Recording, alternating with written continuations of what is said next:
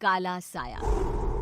यूं तो बनारस घाट अपनी खूबसूरती के लिए बहुत प्रचलित है, पर घाट के किनारे कई राज लिए बैठे हैं। ये कहानी शुरू होती है बनारस के घाट के पास बने ममता निवास से, जहाँ प्रिया लाल जोड़े में ममता के घर उसकी बहू बनकर आती है। आओ आओ बहू, घर को अपने पैरों से पवित्र करो। ममता घर की दहलीज पार कर ही रही होती है कि अचानक एक बहुत गंदी सी बास पूरे घर में फैल जाती है।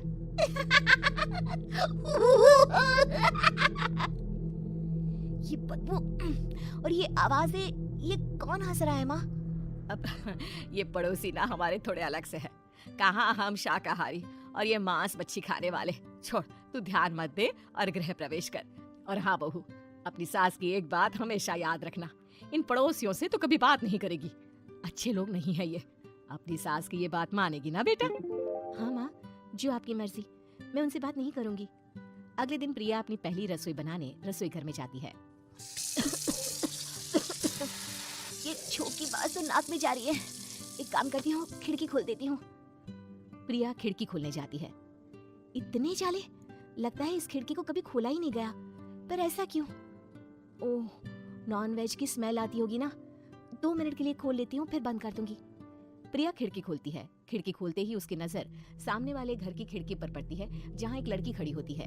हाथों में मेहंदी, लाल रंग की साड़ी, बिल्कुल सजी धजी, मानो प्रिया की तरह ही वो भी नई नवेली बहू हो। वो प्रिया को देखकर मुस्कुराती है। हे भगवान, माँ ने तो इनसे बात करने को मना किया था। प्रिया फौरन ही खिड़की बंद कर देती है और तवे पर चढ़े रोटी की ओर देखने लगती है, पर वहाँ रोटी न होकर मछली पड़ी होती है। ये क्या? पहली ही रसोई में इतनी बड़ी गलती! हे भगवान, अब मैं क्या करूं? प्रिया बहुत डर जाती है और फौरन रसोई की सफाई करने और फिर सभी के लिए खाना बनाने लग जाती है। जब वो सबको खाना परोसती है, सब तो ठीक है, मैं बेकार में चिंता कर रही थी। हे भगवान, ऐसे ही बस अपनी कृपा बनाए रखना। रात के वक्त जब सब सो रहे होते हैं, तब प्रिया को पायल की आवाज सुनाई देती है, जिससे उसकी आंख खुल जाती है। ये पायल की आवाज कहाँ से आ रही है? प्रिया उठकर उस आवाज के पीछे छत की सीढ़ियों तक जाती है। तभी उसे बच्चे के रोने की आवाज आती है। प्रिया छत पर जाती है तो क्या देखती है? वही लाल साड़ी वाली लड़की अपनी गोद में एक नवजात बच्चे को घुमा घुमा कर सुला रही है। तभी प्रिया की नजर उसके पेट पर पड़ती है। ओह गॉड, ये तो प्रेग्नेंट भी है। सुनिए, बच्चा सो नहीं रहा है क्या? मैं कुछ मदद करूं? नहीं नहीं, आपके घर वालों को अच्छा नहीं लगेगा, मैं संभाल लूंगी। स्नेहा की गोद से बच्चा हाथ मारकर प्रिया की गोद में आने को छटपटाने लगता है। दोनों घर अगल बगल में बने होने के कारण प्रिया उस बच्चे को गोद में ले लेती है। प्रिया के पास आते ही वो सो जाता है। बच्चे का वो स्पर्श रात भर प्रिया भूल नहीं पाती और अगली सुबह वो छत पर कपड़े सुखा रही होती है। तभी उसे एक औरत इशारा करके बुलाती है। स्नेहा कह रही थी बाबू तुम्हारी गोद में आते ही सो गया। मैं गौरी, स्नेहा की माँ हूँ। बहू, घर आना, बाबू को खिला भी लेना। शाम को जब घर पर कोई नहीं रहता, बच्चे से मिलने के लिए प्रिया छिपकर अपनी पड़ोसन के घर चली जाती है और कुछ देर बच्चे को खिलाकर वापस लौट आती है। इसके कुछ दिन बाद ही प्रिया को पता चलता है कि वो माँ बनने वाली है। ममता की खुशी का ठिकाना नहीं रहता। माँ जी, पता नहीं क्यों उल्टी आ रही है। प्रिया भागती हुई वॉशरूम में जाती है तो हरे और लाल रंग की उल्टी करती है। उस उल्टी में से कीड़े निकलते हैं। ये क्या? खून और ये कीड़े! माँ! माँ!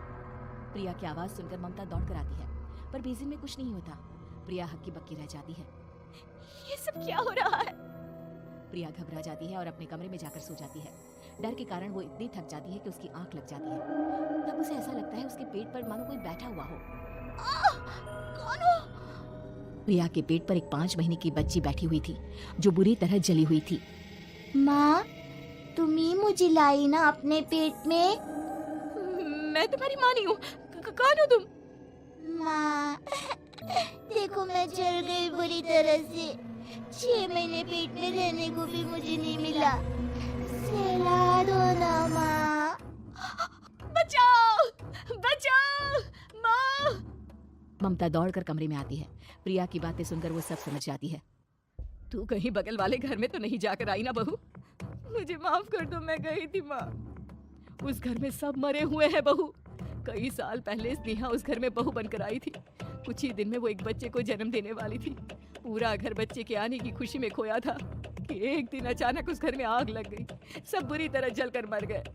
गौरी आज भी दादी बनने का इंतजार कर रही है और इसीलिए स्नेहा ने अपना जन्मा बच्चा तुम्हारी कोख में डाल दिया।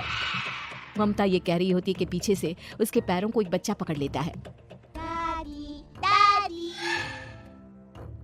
माँ, स्नेहा की गोद में यही बच्चा था। ये बच्चा कौन है फिर? तेरी मौत है।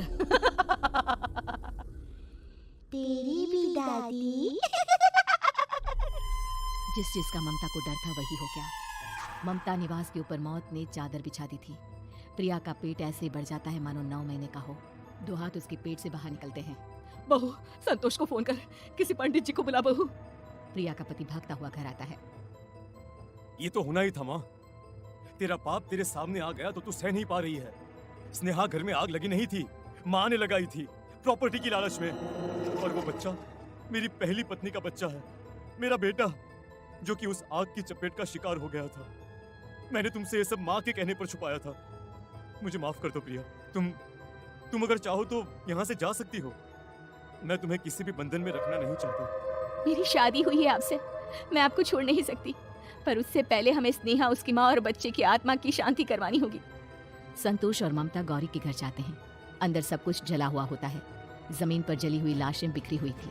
ममता रो रो कर अपनी करने की माफी गौरी से मांगती है। प्रिया स्नेहा के घर वालों का अंतिम संस्कार करवा देती है और ममता निवास फिर से आत्माओं के साए से मुक्त हो